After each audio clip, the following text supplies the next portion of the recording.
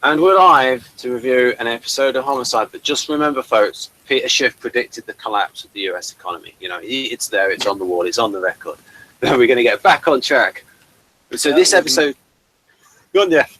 That was nice and random. Yes, that's a random, but it's true. Because people will say, how did it happen? Right, you know, we've got to... Anyhow, so, no politics.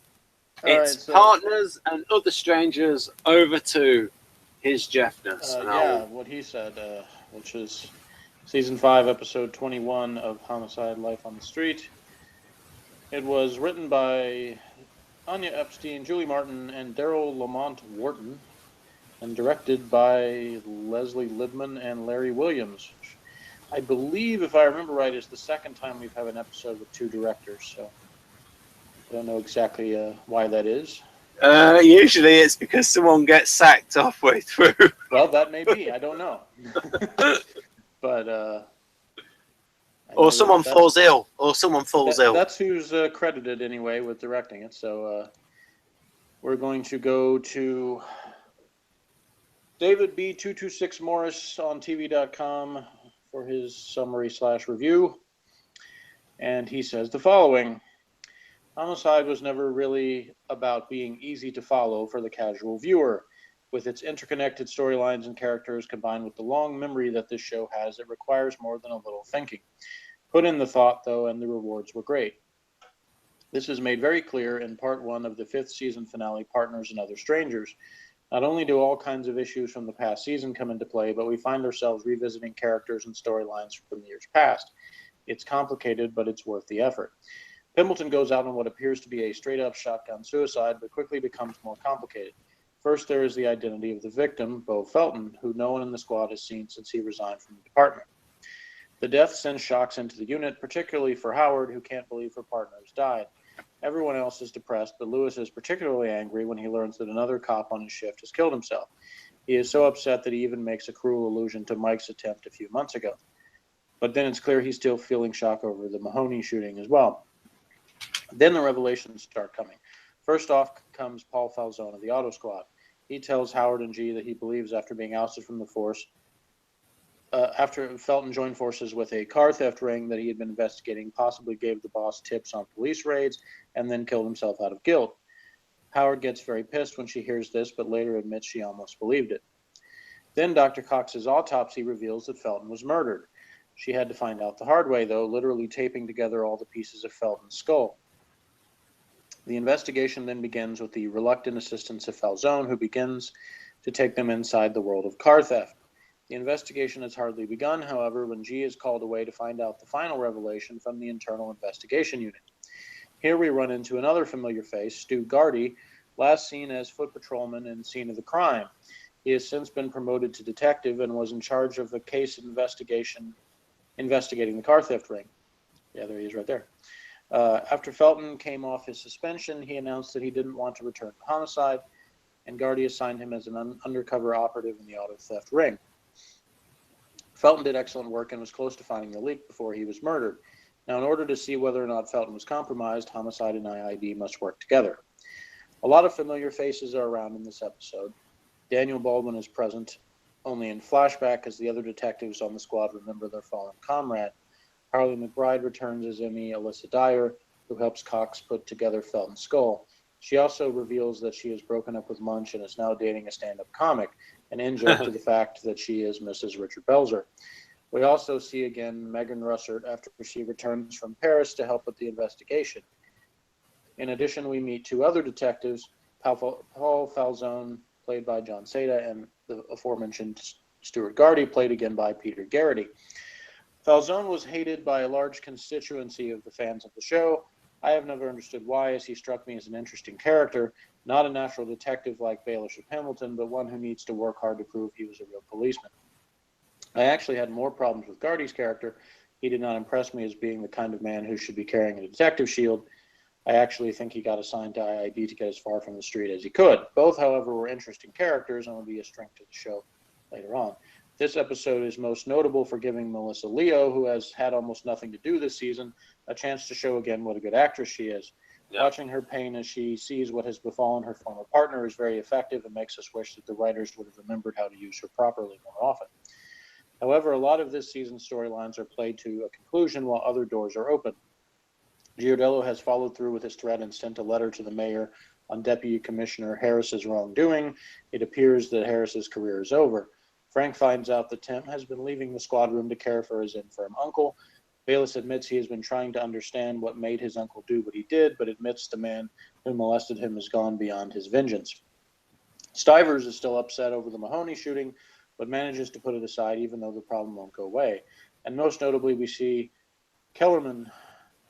I'm not going to read that part. It's just it's sort of a spoiler, but not really. But anyway, first he is pissed at Mahoney being admired by certain community leaders. Then, after pursuing Juliana for most of the year, he seems to be laying the groundwork to wreck that relationship. Finally, we begin to see Mike is falling into the same snare that got Felton, the bottle. A brilliant use of camera work is demonstrated when we cut from Mike drinking and smoking at the waterfront to a flashback of Bo getting drunk in an anonymous bar. There's a lot going on in Partners and Other Strangers, and it's tough enough to puzzle even the most hardcore fan of Homicide. But the actors are good enough, and the story is interesting enough to engage us. The casual viewer might be isolated, but few viewers of this show would call themselves casual. My score, 9. So, that's what he says. Ben? Right. Yes, there are a lot of things going on in this, but I think that a casual viewer can understand what's going on. There was a nice little bit about when they were talking about when they said it was something about the blood in the brain, and then something that led them to do the jigsaw puzzle of trying to put the skull back together. That was a good bit. She said that if the death was caused by the shotgun blast, there should have been a lot more blood. Yes, because the heart. I think they said that the heart was already not pumping. That there was sort of evidence that the person was already dead before the shotgun blast. And Juliana was saying it was going to take ages to try to reconstruct the skull to find that out. And then they found a hole in the skull, and so 2 holes, so not suicide. And then they actually found a hole in Felton's place in the bathroom. Mm-hmm. They found a hole. They put some they put a chemical down to react with traces of the blood. Yep. To that so all of those sort of so I suppose that the people that like CSI would like that aspect of it, I suppose. I thought Melissa Leo's acting, this is the best acting I've seen from her in quite a while. And also the way she was written as well was good in this episode. That's the first chance she's gotten in a while, really, to really demonstrate that. She's one that there's a couple actors I think that were hurt at least temporarily from the loss of their partners. The actors leaving the show. One of them was Munch with not having Bolander when Ned Beatty left, and then the other was her when Daniel Baldwin left, because she and Felton played really well off each other, and when he was gone, then her character never quite recovered from that. And in terms of having someone to really give her those opportunities. The scene was good. You know where the scene where she cried, and then she says, "Don't tell anyone where I cried." Yeah, and she said that was well acted crying acting. I think I would have added in a line from Pemberton where he said something like, "I'm not the gossiping type" or something like that. Or they wouldn't believe me anyway. Yeah, maybe. Yeah. But I liked his scenes with G. I liked the contrast there where Pemberton once again, kind of like he was with the initial case where the other cops got shot, and he was kind of pursuing it really relentlessly, and the Guardians were getting upset at him because he wasn't upset enough. And it sort of happened again, except G wasn't really upset with him, but he just sort of like, it showed the contrast of the reactions, where G was looking at it as, one of my charges, I may have let him down, whereas Pendleton was looking at it as, more just like another case. Yeah, so that's a good way to look at this episode. It's like, in terms of temperament, in terms of, like, I suppose a good way to show how G is as a Guardian, as an ESTJ. But I think part of that is just due to his age, and he sees them as his adult children, I suppose. Mm-hmm. There's a bit of that paternalism in there. Yeah, even the scene where he's telling Howard to take vacation time. And you can kind of tell he probably knows she's not going to, but he feels like he needs to suggest it to her anyway. Yeah. And we'll get a little bit more about that in the next episode. But yeah, just in terms of temperament, what do you think the Guardian attitude is towards work and rest? Do you think they believe in rest more than, say, ENTJs? ESTJs? No. But that's kind of a tough question. But I mean, they definitely believe you got to get all your work done first, and then they also kind of think that work is never done. So it's hard for them to do the resting. I think especially ESTJs more than the other Guardians are the ones that have the toughest time relaxing and getting their mind off of work, because it's so natural for them as that supervisor type. They're always supervising somebody. So even if they're not actually at their job, if it's like a family vacation, well, then they're supervising the family vacation. They're looking after the spouse and kids or whatever, and they're still like supervising. They're just not doing it on the job, so they never completely drop that. You see, the way I would look at it is I would say, based on functions, that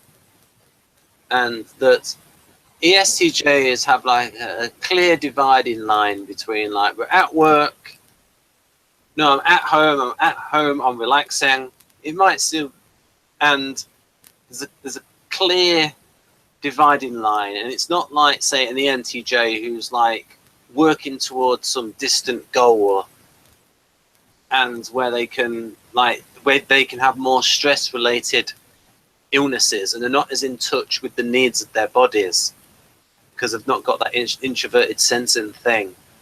And the kinds of things that I would see an ESTJ doing to relax would be like, say, social things, and still actually, like social networking and greasing the wheels and stuff like that, but it's still relaxing to them. Like, like the local Republican. I don't know, because my personal experience, I guess maybe the ESTJs I know are just like the most driven, because they don't ever seem to relax. Like, to me, my version of relaxing, they don't ever do. Right.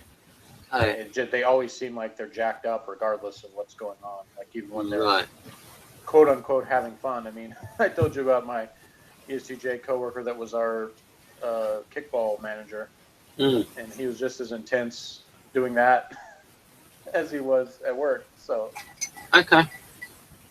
And the other one that we have here, those are just two examples, but I just seem to come across it a lot. Maybe I just know ones that can't relax, but yeah, they just seem like they never get off the job completely. Yeah, and of course, part of that can just be like the nature of the economy, what their situation is like, where they just have a stressful job. But my thought process is just that they had that clear, and it will vary by Enneagram as well, depending on just how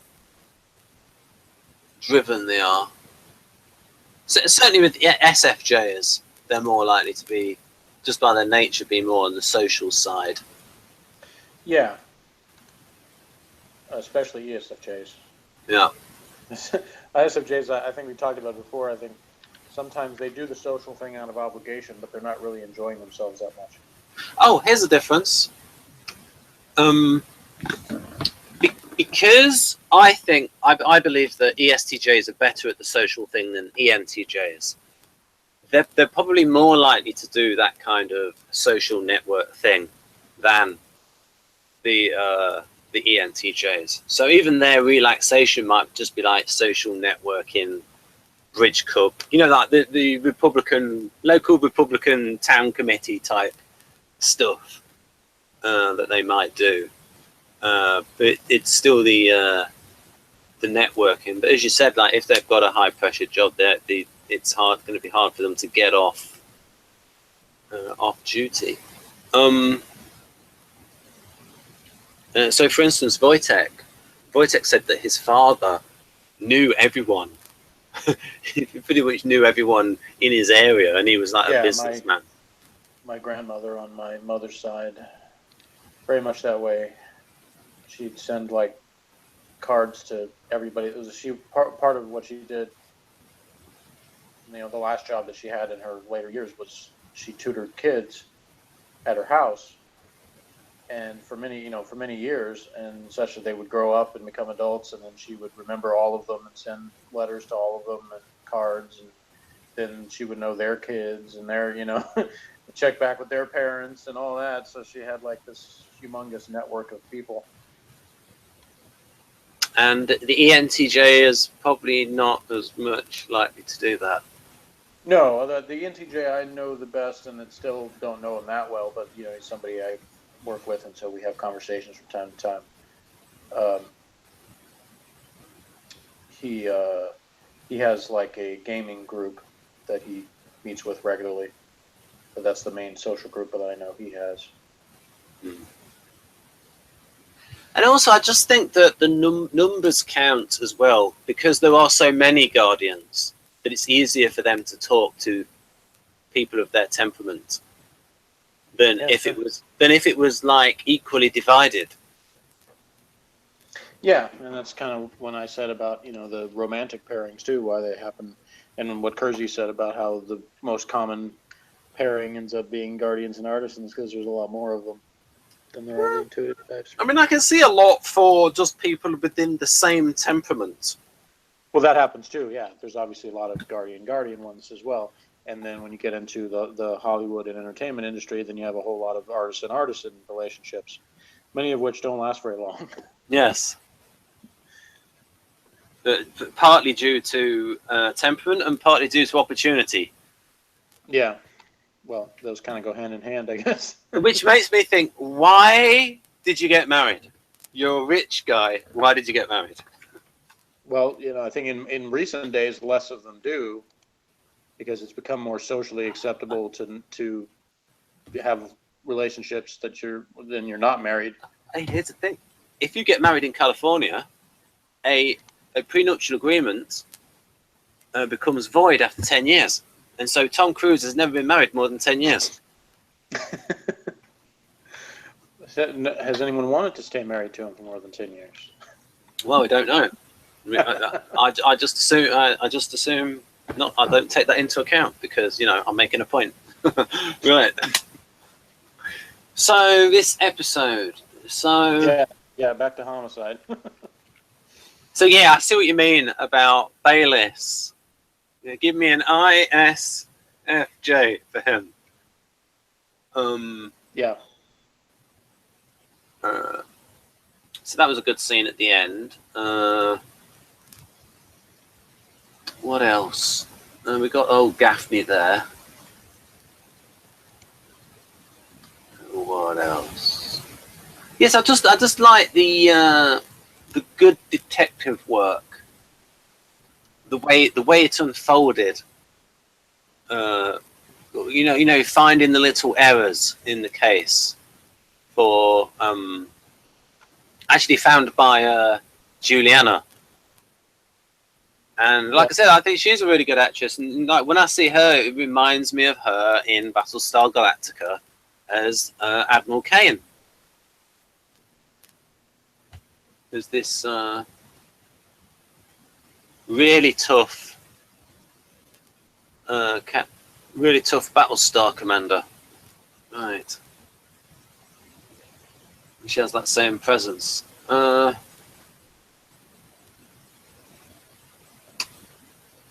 So anything else? Yes, it was nice to see Isabella Hoffman. I think that's her name. Yeah. Was it? Yeah, that was a character, again, I think was never really developed very well, but she fits well as somebody in a short stint like this to come back and be a part of this. I think it was fine. Morgan made negative comments, but I honestly didn't mind her being back. I thought it made sense. What we could do is, because I've not got much more to say about this episode, but what we could do is talk about the character of Felton. Sure. That I mean, I can think of some other things to say about this episode for sure, but I don't mind talking about Felton too. Okay, we can talk about Felton and then go back to the episode. Yeah, that makes sense, because then we can wrap it up with that and give our scores. Yeah.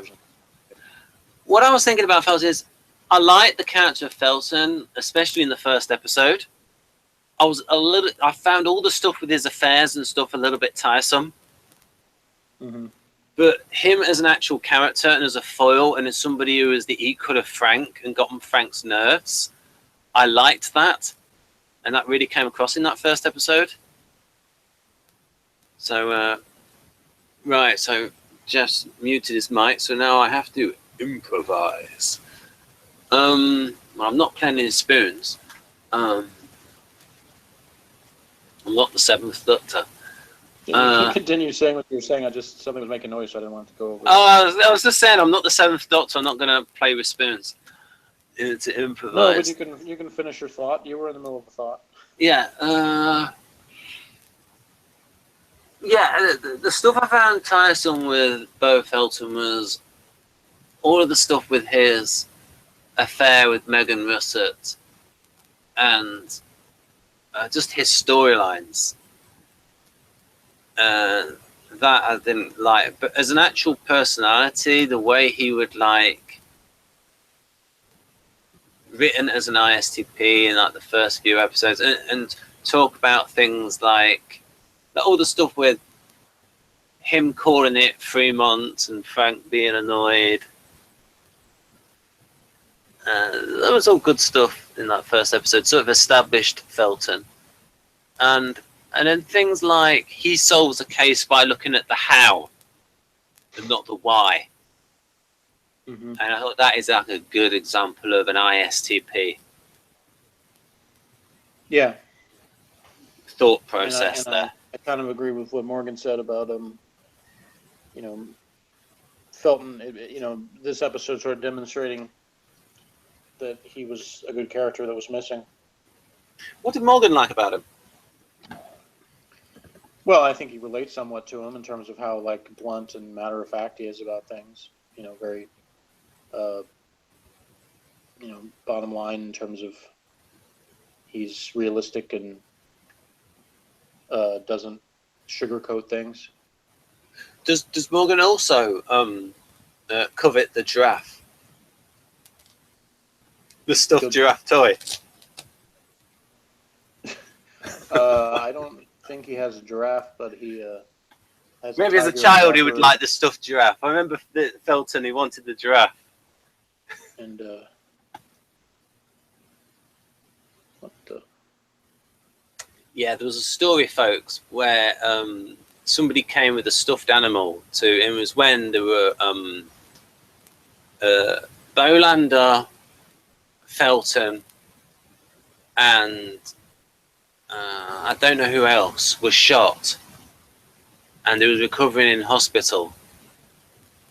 And I used it as a still for one of the episodes where Felton really started to pet the giraffe, the stuffed giraffe. Yeah. Just a silly comment there about me. That was the image that popped into my mind. The stuffed giraffe. What else?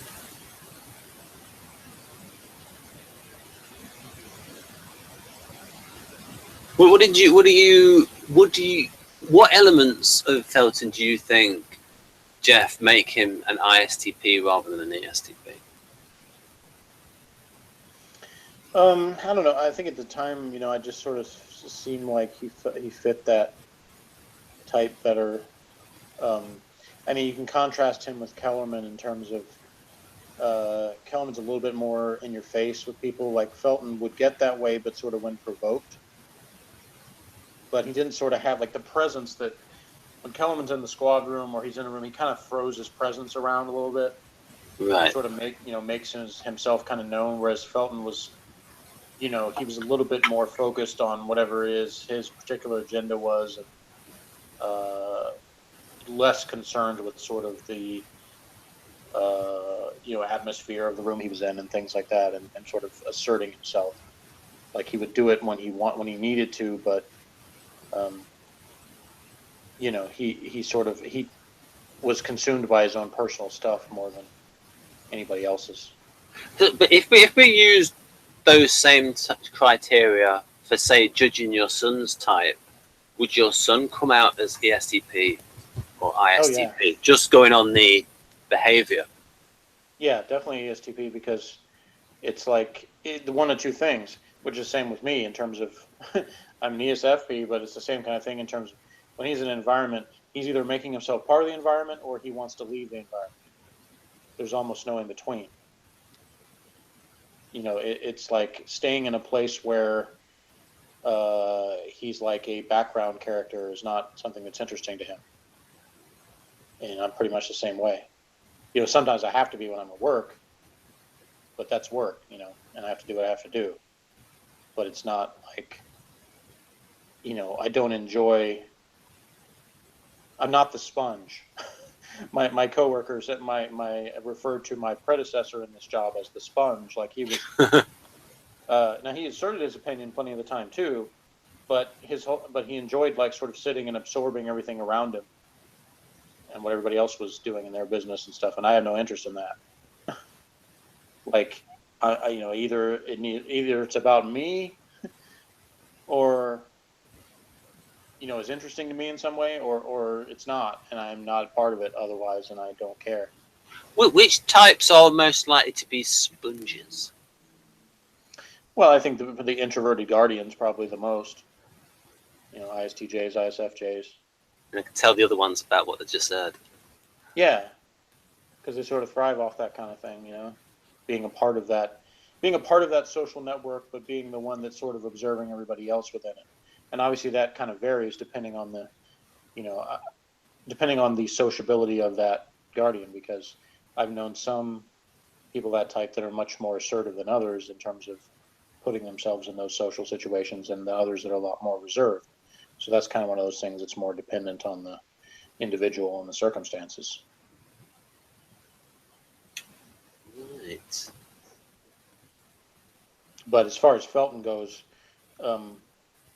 it just seemed like to me that my drive-by typing, and in his scenes, he didn't really, there wasn't a whole lot of cases he was featured on, but from what I had to go on, it just sort of seemed like he was very fact-based, and he had a certain logic that he followed, and that it was kind of like, this is what I do, and but he was definitely not by the book. He was by his own book, which is sort of the ISTP MO, is like they usually think their way is the best way, but they don't tend to focus on like forcing other people to get with their program. That's just the way they want to do their own stuff. So it's not like a, guardian type of everybody should be doing it the way I'm doing it. It's more just like, I want to do my things my way and leave me alone. I think you've also typed Kay Howard as ISTP as well. Yeah, which is one reason why I think that, when their partnership, which of course, a lot of the show we didn't get to see anymore because Daniel Baldwin left the show, but both the pros and cons of having two people of the same type in a partnership are sort of demonstrated. Is in some cases they were probably a little too much like each other, but they also had enough contrasts or enough differences that they could play off each other sometimes and work together well. But they very much were, you know, when we see the Pembleton Bayless, I almost said Bimbleton, so it's like I'm doing that thing where I combine the names, they're close, but they're not married yet. Yeah. Brody's comment at the beginning of this episode was kind of insinuating that they were kind of like a old married couple. But anyway. Yeah, ahead of their time. But yeah, in that partnership, you see there's a much greater contrast in the type, and they sort of become close over time. But you can see like that they have to work at that because they're not on the same page naturally. Whereas with Felton and Howard, you know, yeah, from the first they were already partners, so it's a little hard to compare. But you can kind of imagine that even when they first were partnered up, that it was easier for them to get on the same page because they were more alike. They looked at things very much the same way, even if they didn't always come to the same conclusions. Although both Frank and Tim are SFs, so sensory feelers. True. So they're not. Yeah, I'm not saying they got nothing in common, but they're certainly not as like-minded as Felton and Howard were. Oh yeah. They were the type of partners that work well together because they're just very in sync with each other's way of thinking. They don't really have to spend much time explaining stuff to each other. They sort of get it without really saying much. I think that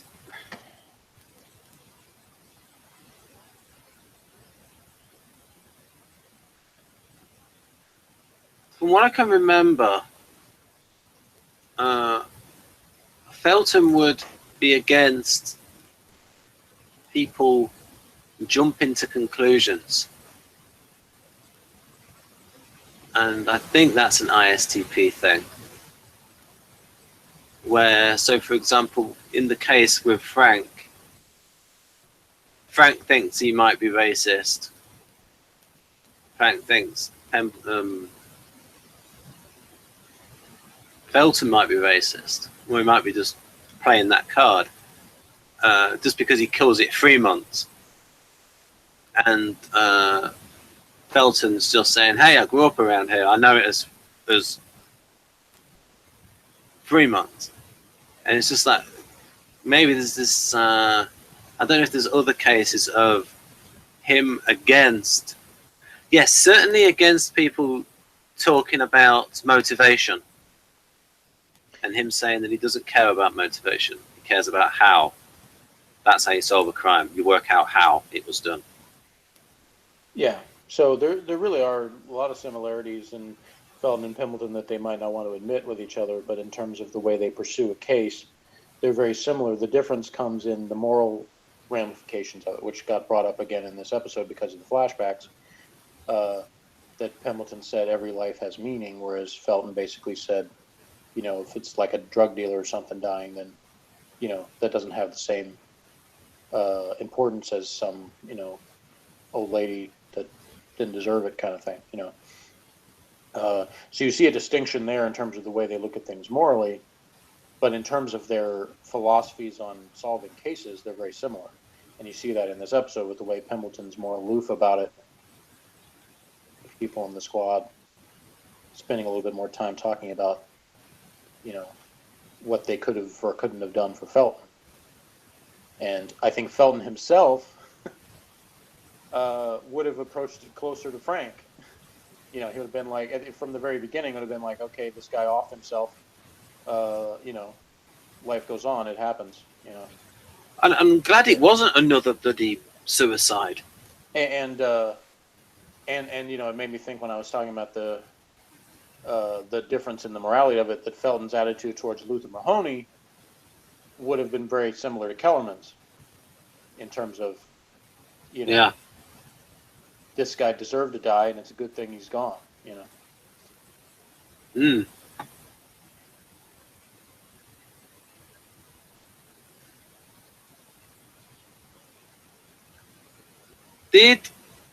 So Kay and Bo, being both ISTPs, did they approach solving a case in a similar way?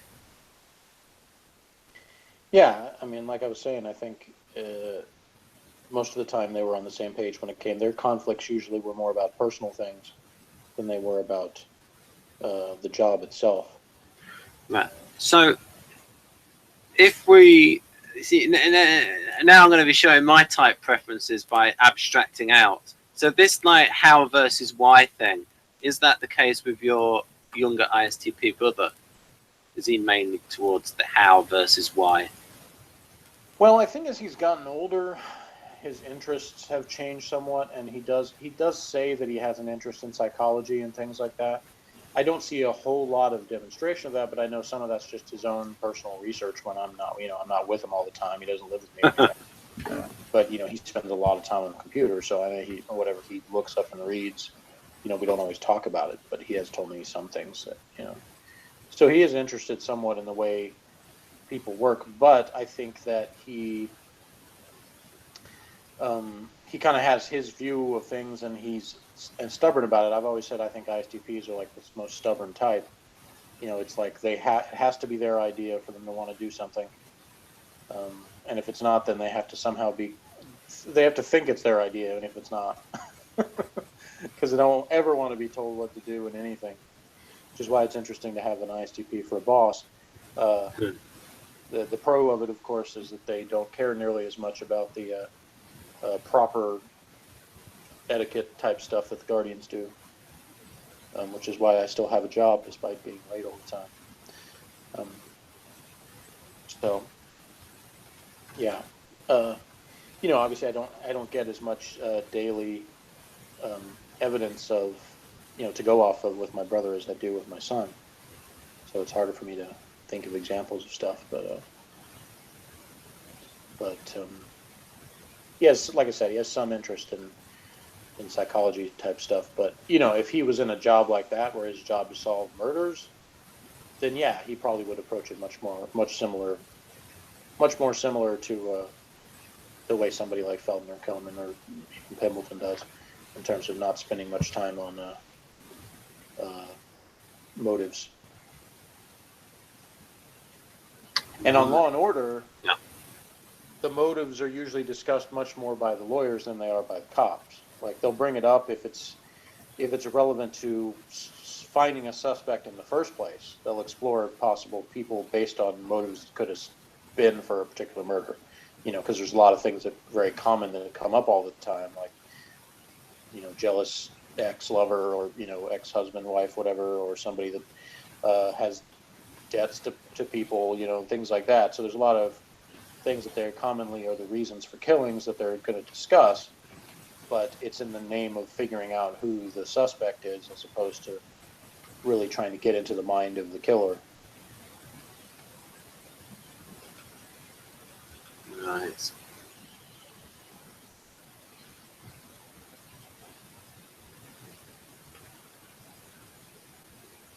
So yeah, I don't know what else to say about this episode. I think I'll give it about 8 out of 10.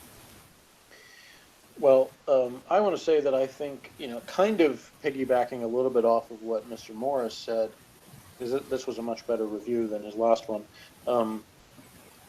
I think it was a bold choice, and I think there's an even bolder choice coming up next week. But even in this episode, it was a bold choice of them to say, we're going to devote we got May sweeps, we got the season finale, we're going to devote it to a case about a character that hasn't been on screen for a couple of years.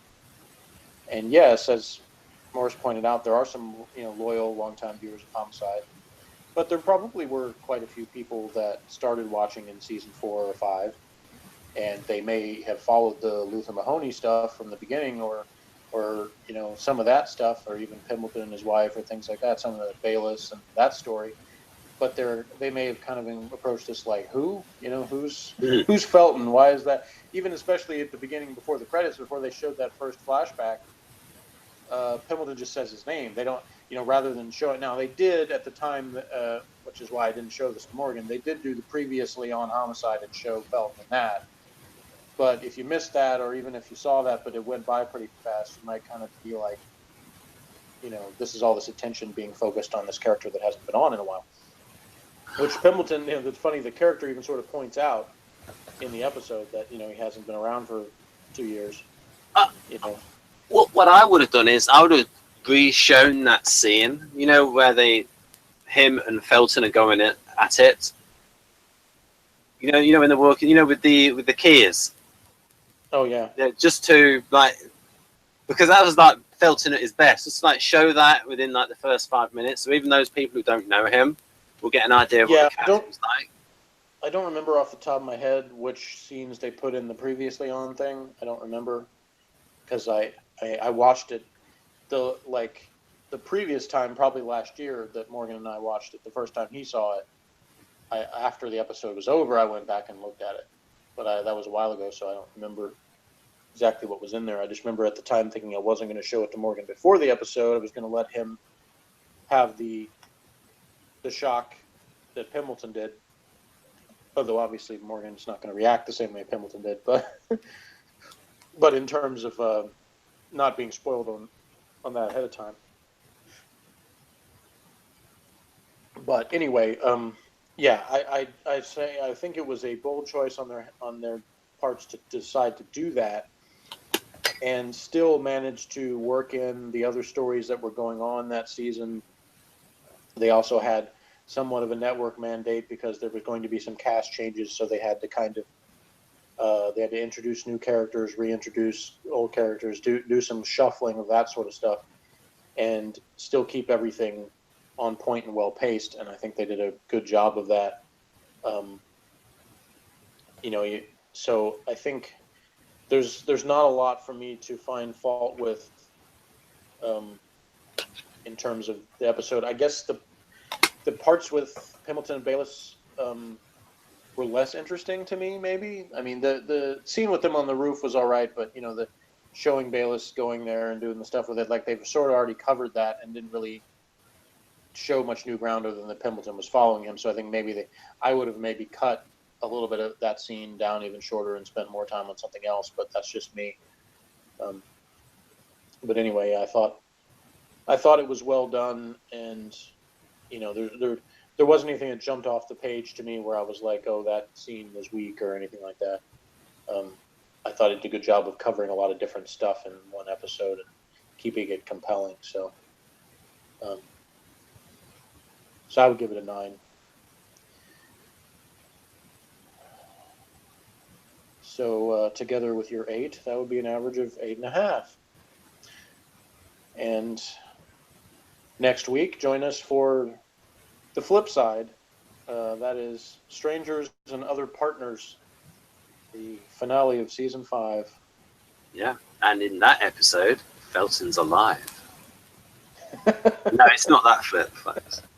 It's not a Star Trek episode. Yeah, his spirit is alive.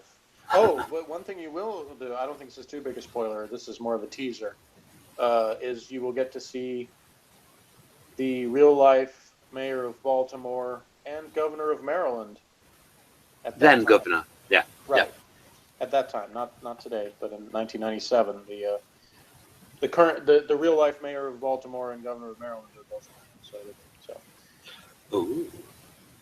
Right then. There's something to look forward to. It's bye. Oh, we have one viewer. Thank you, one viewer. So, so we have one viewer right at the point. So Jeff, what do you want to say to this one viewer that we have? Thank you for viewing, and when we get done, watch the rest of the video that you haven't seen yet, because we talk about lots of amazingly interesting things. It's just gone. The one viewer's gone. So sod you. Yeah, I ruined it. Right. So bye bye, folks. Bye.